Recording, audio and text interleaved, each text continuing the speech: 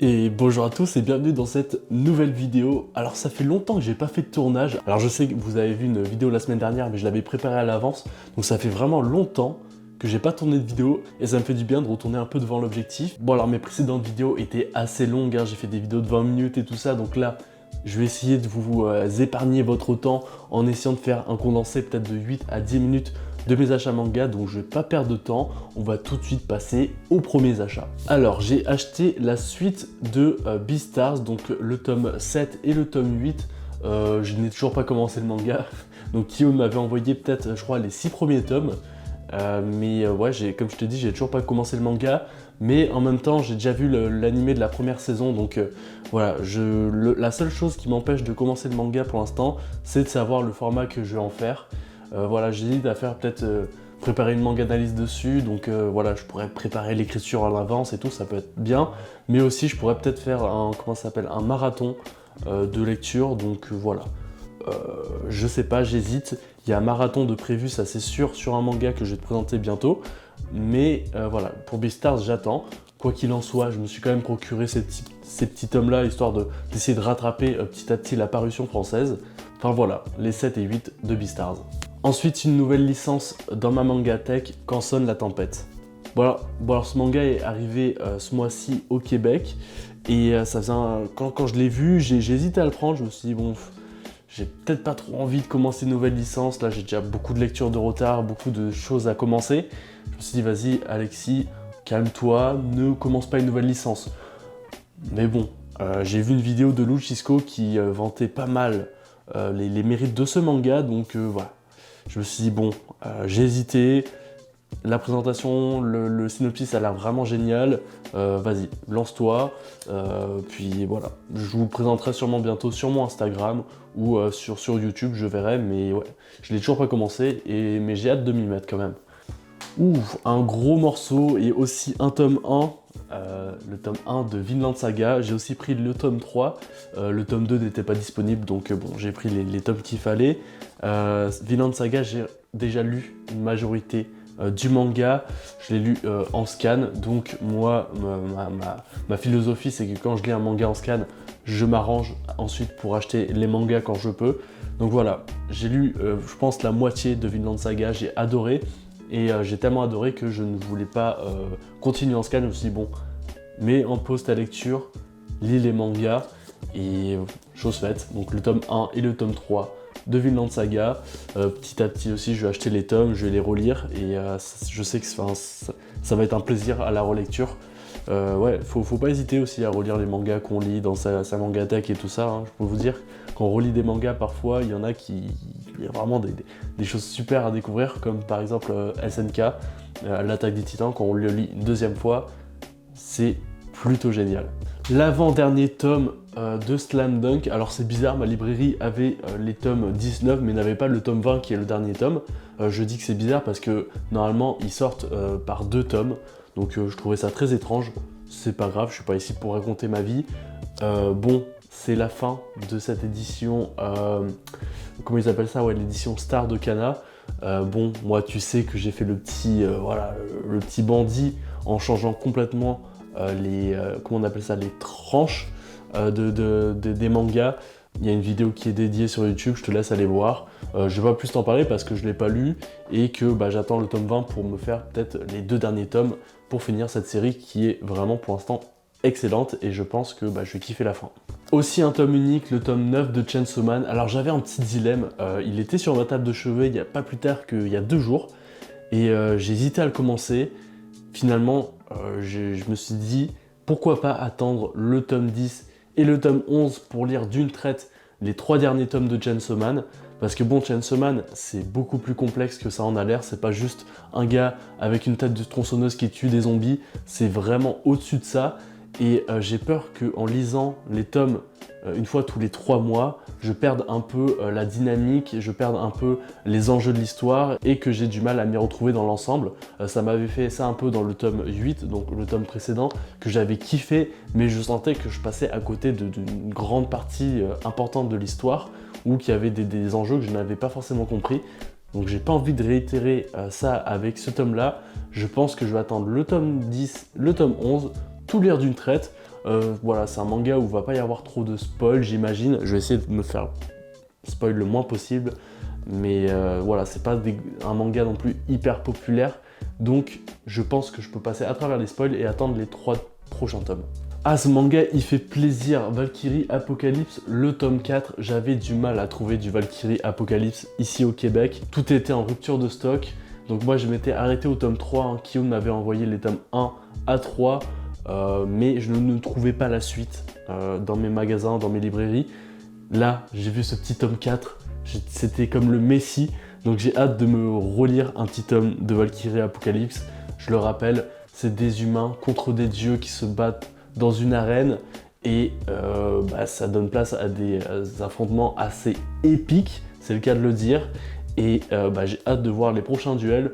On sait lors du premier tome tous les duels qu'il va y avoir, donc ça c'est un petit peu dommage parce qu'on est un petit peu spoilé, même si peut-être des fois il y a des petits remplacements, des petits rebondissements, donc c'est ce qui rend la chose vraiment aussi originale. Il y a aussi tout un côté historique que j'aime beaucoup. Bref, Valkyrie Apocalypse, je te l'ai présenté sur mon Instagram ou sur YouTube, enfin sur les deux même. Et voilà, je te propose d'aller voir la vidéo si tu veux en savoir plus, mais en tout cas, moi j'aime beaucoup. Bon, je viens juste de te parler de Instagram. C'est vrai que bon, si tu le sais pas, sur mon Instagram, je produis aussi du contenu exclusif comme des petites présentations ou des petits sketchs ou des petites vidéos anecdotes, toujours sur l'univers du manga et peut-être des fois un peu plus. Je parle aussi un peu de séries. Donc bref, si tu aimes mon contenu sur YouTube, je pense que tu vas kiffer mon contenu sur Instagram. Hein. C'est vraiment un contenu original. Hein. Des fois, je vous présente des mangas que je présenterai jamais sur YouTube. Donc ça vaut vraiment le coup de regarder mon Instagram parce que il n'y a pas que des photos de mes mangas, c'est bien plus que ça. D'ailleurs, semaine prochaine, c'est Halloween, et pour fêter ça, j'ai fait une petite semaine thématique, que ce soit sur mon Instagram et sur mon TikTok. Je te laisse voir ça tout de suite.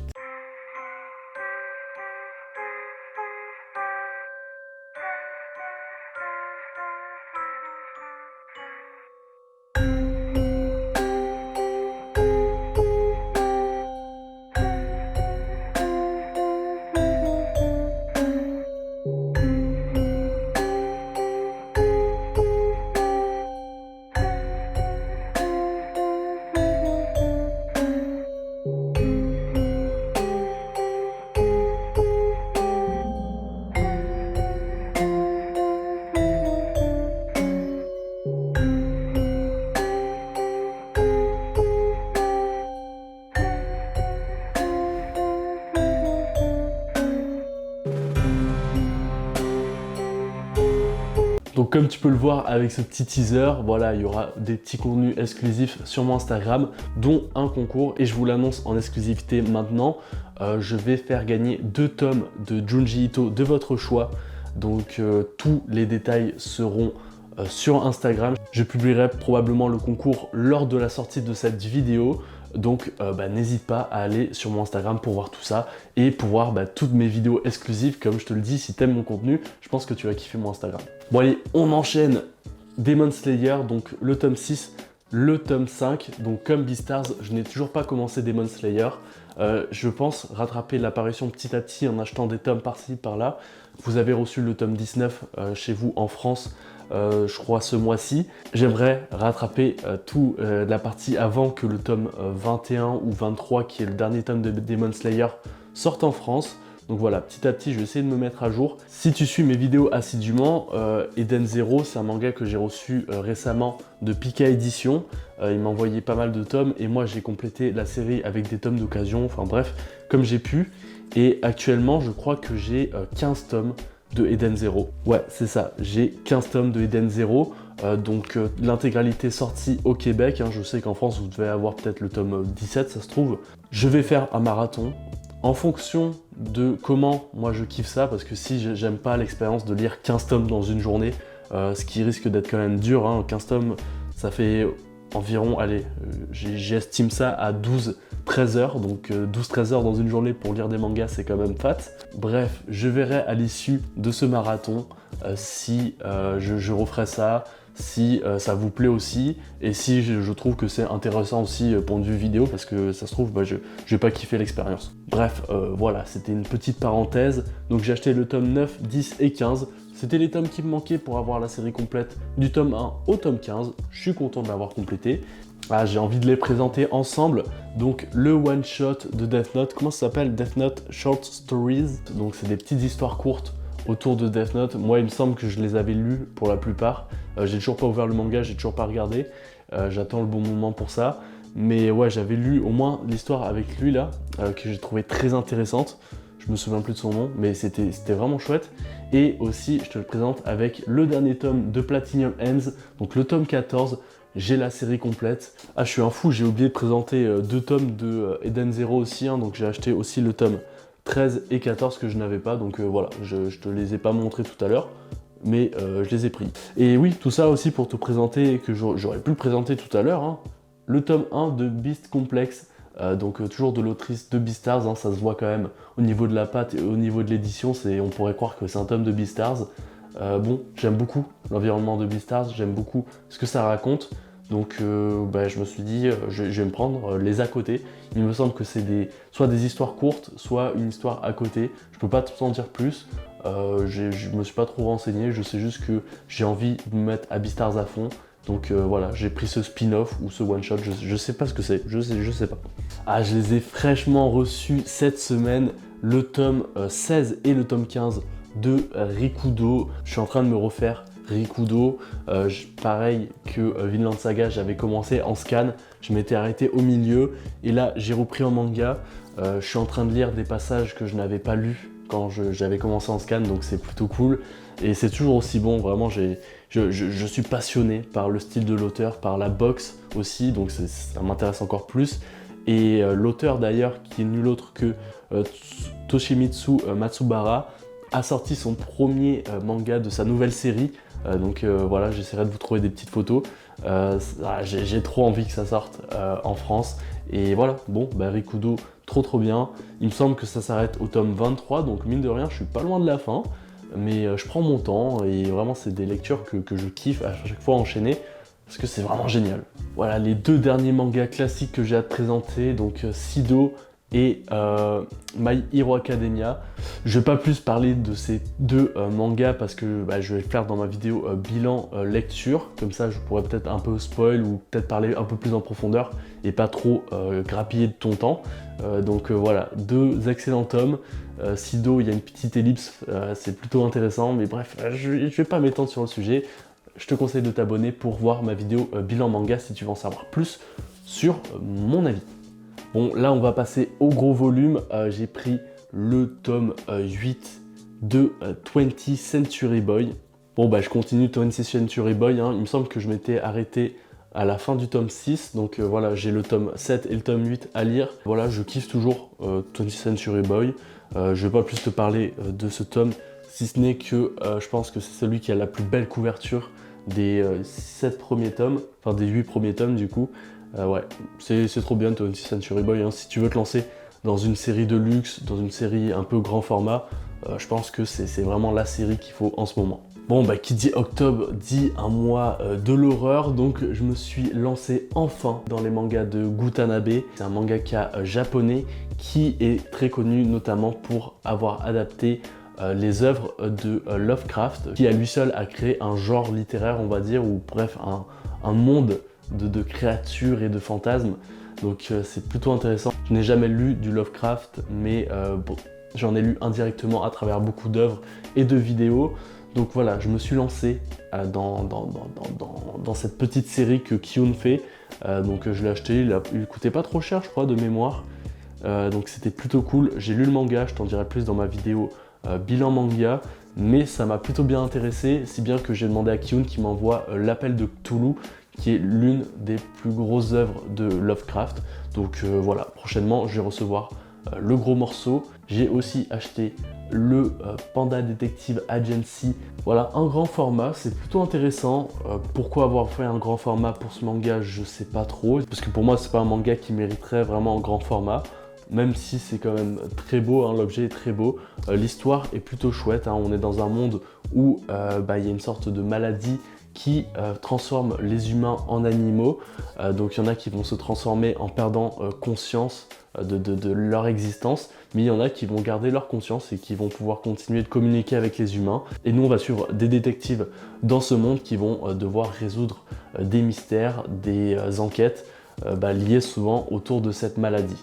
Évidemment je te donnerai un peu plus mon avis dans la vidéo bilan lecture qui arrivera dans 2 semaines probablement. Bref, je t'en dirai plus tard. Bon, on finit avec un très gros morceau, Tomie de Mangetsu aussi.